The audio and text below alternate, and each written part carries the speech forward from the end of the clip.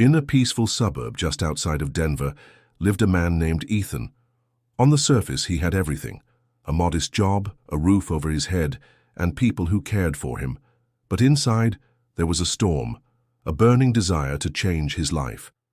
He dreamed of launching a successful business, transforming his body into peak physical shape, and becoming someone he could be proud of. Ethan wasn't lazy. In fact, he was constantly searching for inspiration. Every evening, he'd dive into YouTube, binging motivational speeches, reading self-help books, and absorbing success stories that promised transformation. Every time he watched a video or read an inspiring article, he felt invincible. "I'm going to wake up at 5 a.m. from tomorrow," he'd tell himself. "I'll go for a run, meditate, eat healthy, and crush every goal." And for a short while he did. The first few mornings were filled with excitement. He set his alarm for 4:45 a.m., laced up his shoes, and ran through the chilly morning streets. He made green smoothies, avoided junk food, and kept his phone in a drawer by 9 p.m.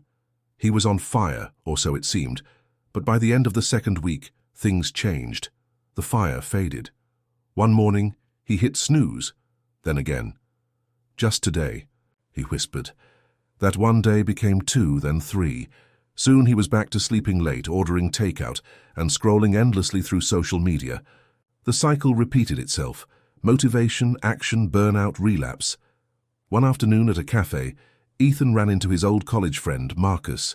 Marcus looked different, focused, calm, even glowing. He was fit, organized, and thriving in his career. "How?" "Do you do it, man?" Ethan asked. "You always seem on top of everything. What's your secret? Some special routine?" Marcus laughed softly. "You really want to know? I stopped relying on motivation a long time ago." Ethan raised an eyebrow. "But isn't motivation what pushes us to improve?" "Motivation is unreliable," Marcus said. "Let me show you something. Meet me tomorrow morning at Lakeview just before sunrise." Intrigued, Ethan agreed. At 5:45 a.m. the next day, with sleep still clinging to his eyes, Ethan stood by the lake. The sky was painted with shades of orange and pink. There, sitting on a wooden bench, was Marcus, and beside him an old man with sun-worn skin and calloused hands. "This is Walter," Marcus introduced. "He's been fishing here every morning for the past 30 years. Ethan nodded politely. Walter looked at him and smiled. "You came to hear about discipline, didn't you?" "Yes, sir," Ethan replied. Walter pointed at the still water. "Every day I come here before the sun. Some mornings I catch more than I can carry, other days not a single fish, but I still come, rain or snow, hot or cold. Do you know why?" "Because you love fishing," Ethan guessed.